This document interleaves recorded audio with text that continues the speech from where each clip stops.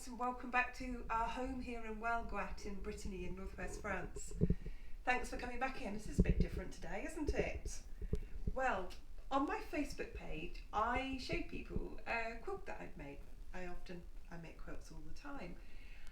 And people were asking questions about it, so I thought today I'll talk about some ways that I save money in my hobby of quilting.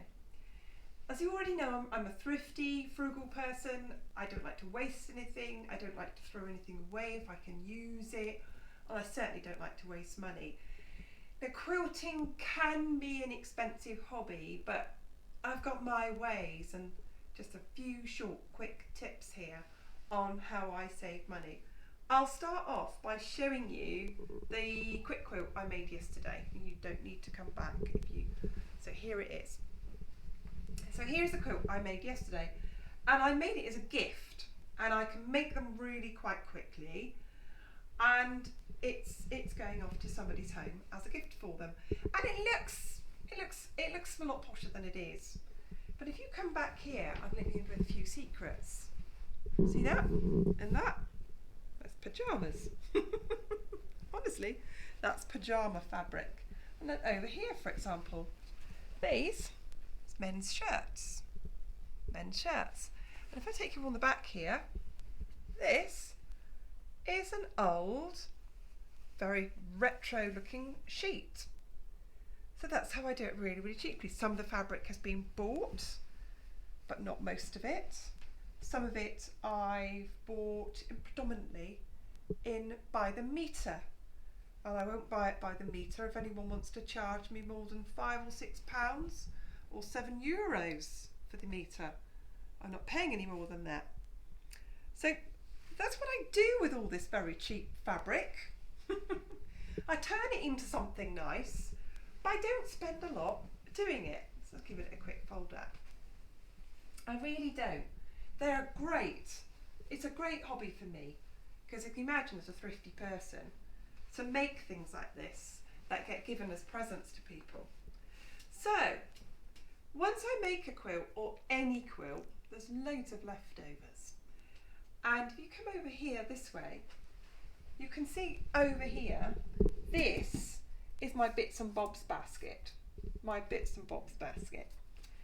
And I usually start off by cutting my fabric into strips. And you can see here, I've had a good old sort out today. I've got 1.5 inch strips, 2 inch, 2.5 inch, 3 inch and 3.5 inch. I then keep all my squares, and then any mistakes and odds and ends that I have from any other project, I keep those as well. So if I want to make a quick quilt for someone, often these all get sewn together. So that's how I keep these are all my scraps. These are all old projects that I've cut and I will keep. And any of these will go into any of my new quilts. None of this will be wasted. All of it will find its home in a quilt. So I sorted out, as I said, into widths and strips. Anything that I've cut, I sort out into darks and lights. Anything into squares. Then you think to yourself, what do I do with all these odds and ends of scraps?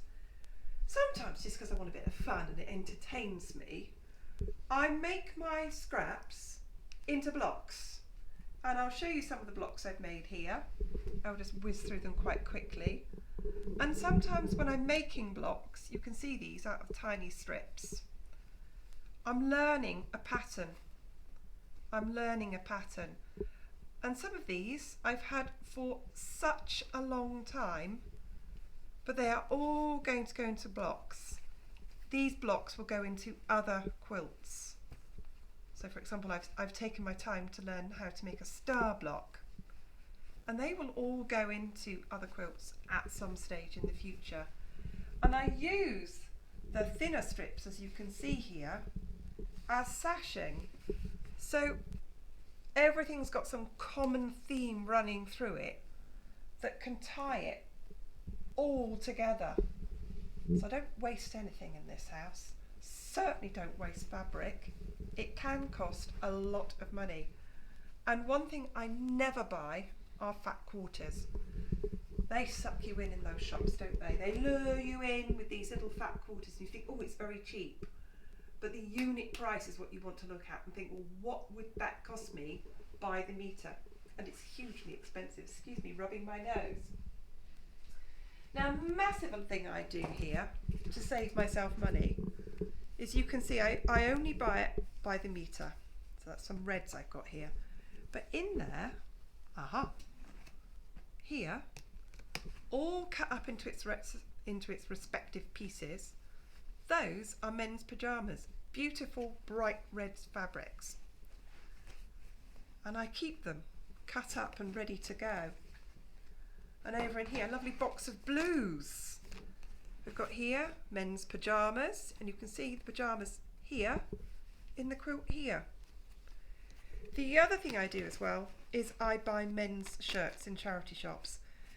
And I would even then, if I was in the UK and there are men's shirts, they're often at a set price. So here in our local charity shops in France, €2 for a man's shirt. I will scan the rails and look for the ones that are extra large. That's the first thing. Same price, no matter how much fabric you get. And I'm looking for good solid colours. So that's a really good example, a really good grey colour there. And men's shirts are the most lovely cotton. They're really durable, good quality. And then every now and then I might get lucky and find one that's a very bright colour. So that's what I do with fabric. I make sure, first of all, I don't waste a single bit of it. I keep making blocks for fun, as you can see here. These will all go into blocks to make big quilts. I obviously make what I call proper quilts that have got regular patterns, but I always love to come back to making what I call my scrappy quilts, where I use up my bits and pieces. Where, some of them are, as I've said, I'm just learning to do this. This is a square within a square within a square within a square. I'm trying to think of some others that I might do here. So again, a square within a square. I'm bordered as well. I might be learning to make more squares. But I use that time for a bit of fun, a bit of housework avoidance, a bit of entertainment. But I don't waste any fabric. So it might look like a very expensive hobby, but you can see by the way I do this and use all of my scraps. I don't waste anything at all. Now, thank you for coming here today and my little tiny little money saving tip there. If you like my videos, if you like my money saving tips, please give them a thumbs up. It's nice to know that you're watching, what you think about them. You could share them with people you know. And best of all, if you haven't done already, if you could subscribe. And then come back again and share more of my thrifty, money-saving life here in Walguat, in Brittany, in northwest France. And I'm going to go back to sorting out my fabric now. So thanks very much.